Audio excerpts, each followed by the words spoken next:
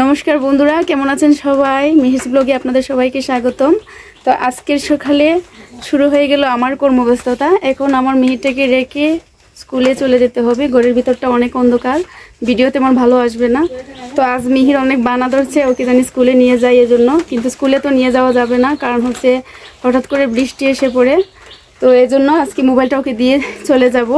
মোবাইলের শর্টস এবং রিলসের ভিডিওগুলো মিহির দেখতে ভালোবাসে, তো ওকে রেখেই চলে যাব। তার সাথে একটু ভিডিও শেয়ার করে ফেলি কি কি হচ্ছে আজকে।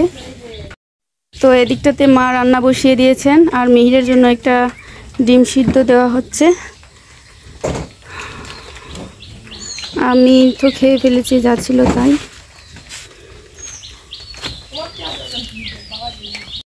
বসে থাকলে চলবে না, বাবু যেতে দেয় না। মাজাই মাজাই বাবা মাজাই, মানা গেলে তোমার হইব। মোবাইল দিয়ে যাবো? আচ্ছা, মোবাইল দিয়ে যাবো। তো মোবাইলটা দিয়ে যাওয়ার জন্য বলছে বারবার, ওকে মোবাইলটা দিয়ে চলে যাব। ওকে বাবা, দিয়ে যাবো মোবাইল। হ্যাপি না? আচ্ছা, তো আমারও লেট হয়ে যাচ্ছে, চলে যাই।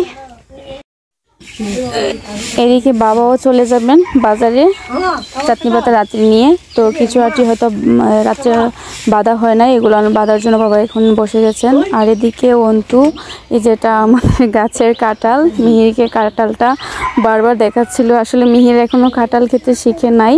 ও আম ভালো খেতে পারে, কিন্তু কাঁঠাল এতটা ভালো খেতে পারে না।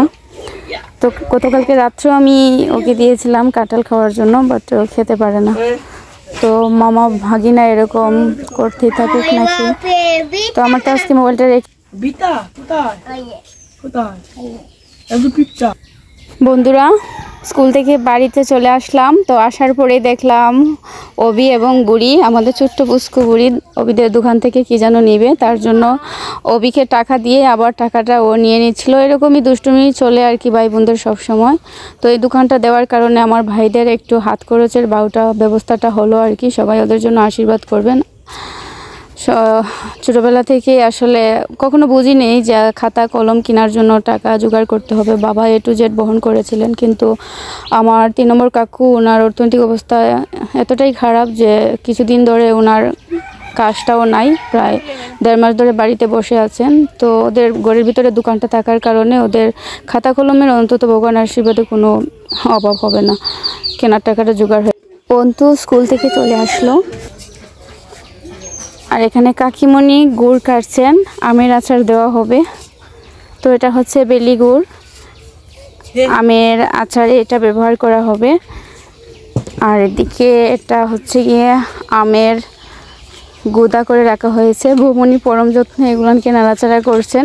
তো আমার মা কাকিরা এভাবেই মিলেমিশে কাজ কাম করেন আর কি। তো এই সিনটা আমার ভীষণ ভালো লাগে। বন্ধুরা দেখেন, এটা হচ্ছে ঝোল তরকারি, শুটকির ঝোল। এটা সিলেটের বানিয়াচঙ্গের একটা বিখ্যাত একটা খাবার আমার কাছে আর কি। আপনাদের কার কার এরকম ঝোল ঝোল খাবার খেতে ভালো লাগে বলবেন। তো বৌমনি রান্নাঘরের দায়িত্বটা কাকিমণির কাছে দিয়ে এসে এই যে কিছু কাপড় কাচতে বসে গেছেন। এখন এই কাপড়গুলো সাবান দিচ্ছেন, তারপর এগুলো ধুয়ে দিবেন। আর বৌমনি তো এখানে এটা দখল করে রেখেছেন। তো মা এখন কি করছেন সেটা আপনাদের সাথে শেয়ার করব। আর এদিকে বুড়িও চলে আসছে, স্নান করবে। আগে কিন্তু আমরা পুকুরেই স্নান করতাম, বৃষ্টির পানিতে পুকুরে যাওয়া অবস্থা, চারদিকের ময়লা টয়লা সমস্ত বুঝে নিত বাসমান পানিতে কী কী থাকে। তো এখন আর পুকুরের মধ্যে স্নান করার মতো কিছুই নেই, মানে পুকুরই নাই এখন।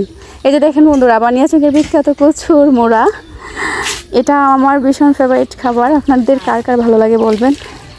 তো বললাম না, বৌমনি যেহেতু টিউবওয়েলটা দখল করে আছেন, এখন মা কোথায় কাপড় ধুবেন। তো এই যে বর্ষার জলটা, বৃষ্টির জলটা যেখানে জমা হয়েছে এখানটাতে মা কাপড়গুলো ধুয়ে নিচ্ছেন। তো এটা আসলে কতটা হাইজেনিক বলা যায় না, আসলে কিছু করার নাই, বলে না বিষকে বিষাম্বর।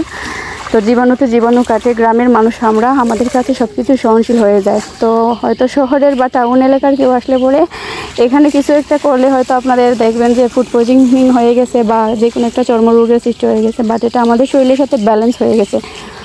এটা হচ্ছে কি গড গিফটেড। তো বন্ধুরা এখন চলে যাব একেবারে বাবার কাছে। চলেন দেখি একটু বাবা কি করছেন। বাবা আজকে বাড়ি ফিরে আসছেন। আজকে চাটনি পাতা বাবার খুব তাড়াতাড়ি বিক্রি করা হয়ে গেছে। তো চলেন বাবার কাছে একটু শুনি বাবা কি বলেন।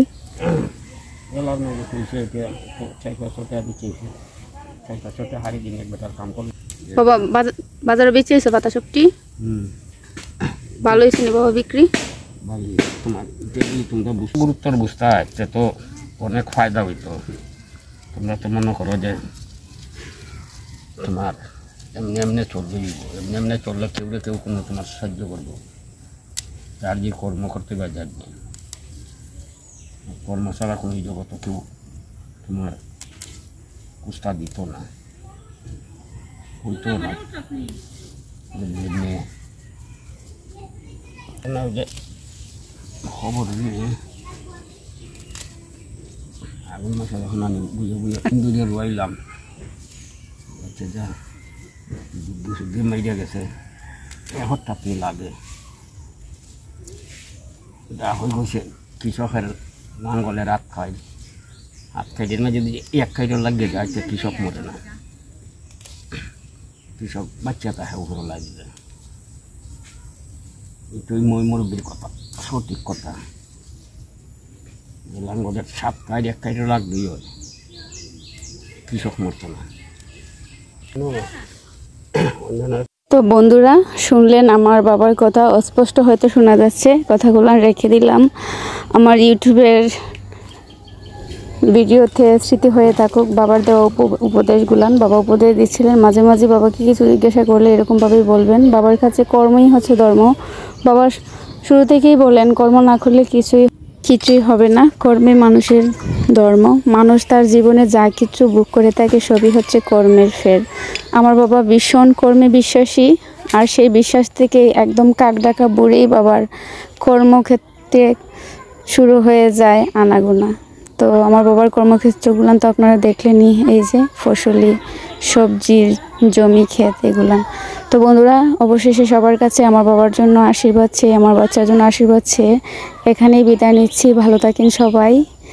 আর যাওয়ার আগে বলে যাচ্ছি, প্লিজ যারা আমার চ্যানেলটাতে নতুন এসেছেন চ্যানেলটা একটু সাবস্ক্রাইব করে যাবেন, ভিডিওতে একটা লাইক দিয়ে যাবেন, একটা কমেন্ট করে যাবেন এবং একটু শেয়ার করে দিবেন। ধন্যবাদ।